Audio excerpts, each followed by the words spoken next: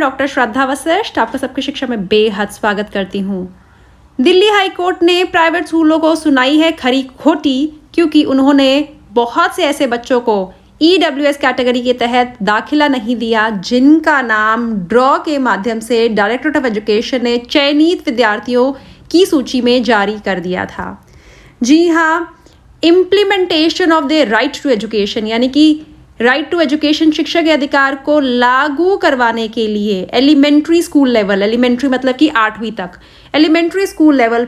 पर जो इस समय स्थिति है उसे बहुत ही खराब बताया दिल्ली हाई कोर्ट ने शुक्रवार को। और उन्होंने कहा कि वह एक म्यूट स्पेक्टेटर यानी कि एक ऐसा इंसान जो दूर से देख रहा है लेकिन चुप रहे, ऐसा नहीं कर सकते, क्योंकि कहीं ना कहीं ये जो ह्यूमन राइट्स हैं, जो हमारे अधिकार हैं, उनके खिलाफ है।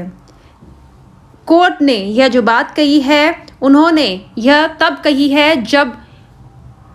39 पिटीशंस उनके सामने आई, 39 याचिकाएं उनके सामने आई हैं उन बच्चों की जो कि EWS कैटेगरी के हैं, जिनका यह कहना है कि उन्हें प्राइवेट स्कूलों के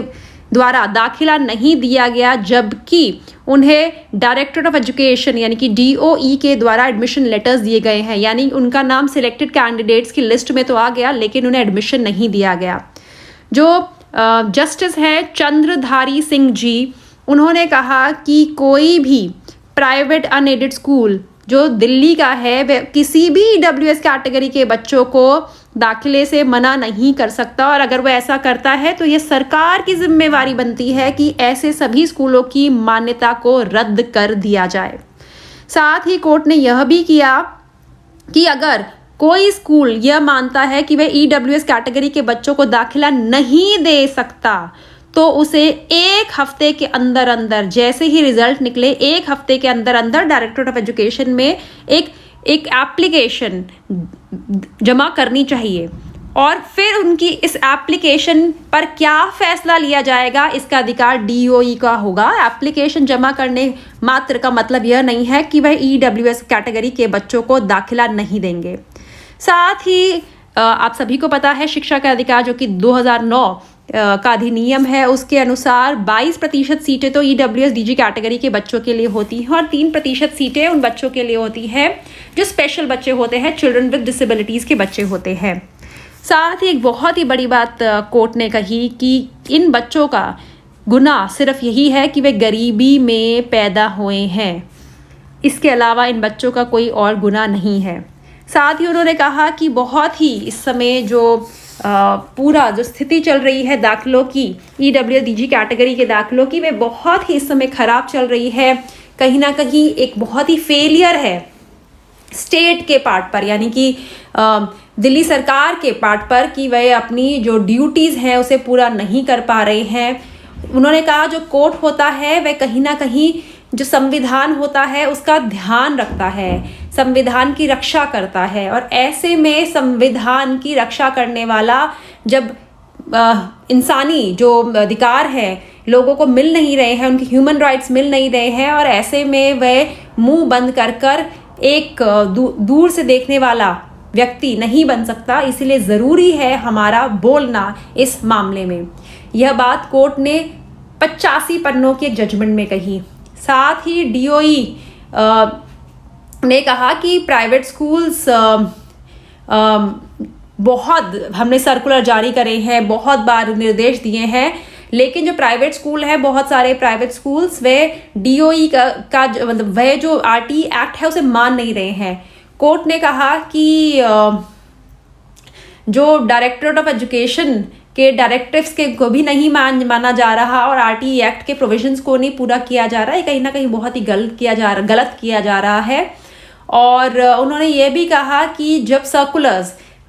कोई भी अधिनियम डायरेक्टरेट ऑफ एजुकेशन जारी करता है और स्कूलों तक पहुंचते हैं तो इसमें जो गरीब बच्चे होते हैं अपने अभिभावकों के साथ, अपने माता पिता के साथ यहाँ से वहाँ, वहाँ से यहाँ भागते रहते हैं, उन्हें ह्यूमिलिएट किया जाता है, कहीं ना कहीं उन्हें बेइज्जत, हर जगह हर कदम पे वो बेइज्जत होते हैं, परेशान होते हैं, सिर्फ इसी आस में कि एक दिन हमारी किस्मत चमकेगी और हमारे बच्चों को स्कूल में दाखिला मिल जाएगा। और वे कब सोच रहे होते हैं? तब सोच रहे होते हैं जब उनका नाम चयनित विद्यार्थियों की सूची में, सिलेक्टेड कैंडिडेट्स की सूची में, फर्स्ट लिस्ट से सेकंड लिस्ट में उनके बच्चों का नाम आ चुका होता है। उसके बावजूद उन्हें एक जगह से दूसरी जगह भागना पड़ता है।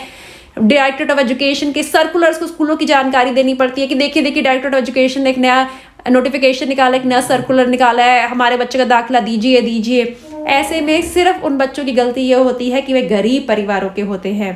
साथ ही जब ये जिरा चल रही थी तो ऐसे में वह जो काउंसिल है, वह जो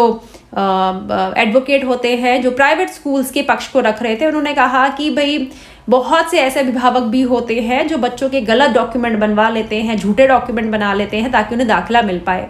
तो इस पर कोर्ट ने कहा कि डीओई को बोला कि वह भाई अच्छे तरीके से कागजात की जांच करे और अच्छे ढंग से देखा जाए, ऑथेंटिकेट किया जाए क्रेडेंशियल्स को, बच्चों के, माता पिता के फैक्ट्स को वेरीफाई किया जाए शॉर्ट लिस्टिंग के दौरान जब बच्चों का नाम तय किया जाता है। और साथ ही यह भी साथ में कोर्ट ने यह भी बात कही कि अगर कोई बच्चे का नाम शॉर्टलिस्ट किया गया है, अगर डायरेक्टरेट ऑफ एजुकेशन की लिस्ट के माध्यम से किसी बच्चे का नाम निकल गया है और अब उस बच्चे का नाम, उसे बच्चे का फर्स्ट लिस्ट में नाम आ गया, दूसरी लिस्ट में नाम आ गया, ऐसे में स्कूल उस बच्चे के दाखिले को मना नहीं कर सकता। आपको सिर्फ शक है कि ये बच्चा ऐसा होगा, आपको लगता है ये ऐसा होगा, कुछ ऐसा होगा ये बच्चा, स्कूल ऐसे सोच पर बच्चे को दाखिले से मना नहीं कर सकता, क्योंकि अगर ऐसा किया गया तो आरटी एक्ट पूरी तरह से ख़त्म ही हो जाएगा। इसकी जो ज़रूरत है, जो इसका मतलब है समाज के लिए, कहीं ना कहीं वह ख़त्म हो जाएगा। ऐसे में कहीं ना कहीं स्कूलों का अधिकार नहीं है कि वह बच्चों के फैसला ले। जो आरटी एक्ट के तहत जो दिल्ली के प्राइवेट स्कूलों में दाखिले होते हैं, उसमें जो पहली लिस्ट दूसरी लिस्ट में बच्चों के नाम आते हैं, उन्हें दिए जाए दाखिले और उन्हें दाखिला देने के लिए मना ना किया जाए। साथ ही यह भी बात कोर्ट ने रिजेक्ट करी कि जो आर्ग्यूमेंट रखा गया स्कूलों के द्वारा कि भाई जनरल कैटेगरी के एडमिशन के आधार पर ही तो ईडब्ल्यूएस के एडमिशन होते हैं, जब जनरल कैटेगरी के एडमिशन नहीं हुए तो ईडब्ल्यूएस के एडमिशन कैसे किया जाए। तो इस पर उन्होंने कहा, कोर्ट ने कहा कि जो स्कूलों का काम है वह चैरिटेबल है, वह प्रॉफिट कमाना नहीं है, वह समाज की सेवा का काम है और समाज की सेवा करने का काम है। मुनाफा कमाना, मुनाफाखोरी कहीं ना कहीं स्कूलों का काम नहीं है। तो ऐसे में जो स्कूल खर्चा करेंगे और वह जो सरकार होगी वह आपको देगी। तो कहीं ना कहीं सवाल ही नहीं उठता कि कितने बच्चों का एडमिशन जनरल कैटेगरी के तहत होता है, तब हम देंगे या नहीं देंगे। आपने पहले बताया है कि इतने बच्चों का, खुद स्कूल ने बताया है कि इतने जनरल कैटेगरी के बच्चों को हम दाखिला देंगे, तो उसी के आधार पर तो ईडब्ल्यूएस कैटेगरी के बच्चों का सिलेक्शन हुआ है। हो सकता है कि जब आप कोरोना काल था तब बच्चों के दाखिले कम हुए, तब मान सकते हैं कहीं ना कहीं कि हाँ उस समय दाखिले कम हुए, तो उसकी वजह से आप ईडब्ल्यूडीजी कैटेगरी के बच्चों को दाखिला नहीं दे पाए, एक आर्गुमेंट कंसिडर किया जा सकता है। लेकिन उसके बाद आज की डेट में कम एडमिशन होने को आप ग्राउंड रियलिटी हम कंसिडर नहीं कर सकते। साथ ही कोर्ट ने यह भी कहा कि जो गरीब तबका है, जो वीकर सेक्शंस हैं, उनके लिए इकोनॉमिक एम्पावरमेंट, यानी कि वे पैसे उनके पास आए, वे फाइनेंशियली बेटर बने, कहीं ना कहीं ये उनकी फंडामेंटल उनकी ज़रूरत है उनके लिए, ताकि उन्हें बराबर का स्टेटस मिले बाकी सबके साथ, वे आगे बढ़ सके और समाज में अपने एक जगह बना सके। कहीं ना कहीं हमारा संविधान यही कहता है। साथ ही एक बहुत ही संस्कृत की बेहद प्रसिद्ध पोयम को कोट करते हुए उन्होंने कहा कि खाना किसी को देना एक अच्छी बात है, साथ में विद्या देना उससे भी अच्छी बात है और उससे भी बढ़िया ज़्यादा बात है। और कोई किसी को मछली निकालना सिखाता है, कोई किसी को ज़िंदगी सिखाता है, ज़िंदगी कैसे जीना है, कैसे बेहतर करना है, ज़िंदगी भर कैसे खाना है, ये सिखाता है। और उन्होंने महात्मा गांधी के जो नई तालीमी, ये न्यू एजुकेशन के थॉट थे, उसके बारे में भी कहा, जिसमें उन्होंने कहा था कि सभी को मुफ्त और ज़रूरी शिक्षा देनी चाहिए 7 से 14 साल के लोगों को, चाहे वे किसी भी इकोनॉमिक बैकग्राउंड के हों। और उन्होंने कहा कि जहाँ एक तरफ हमारा देश आज़ादी का अमृत महोत्सव 75वीं हमारे आज़ादी की वर्षगांठ है उसे हम कहीं ना कहीं इस समय हम मना रहे हैं, सेलिब्रेट कर रहे हैं कि 1947 में हम आज़ाद हुए थे। लेकिन एक तरफ क्या सामाजिक और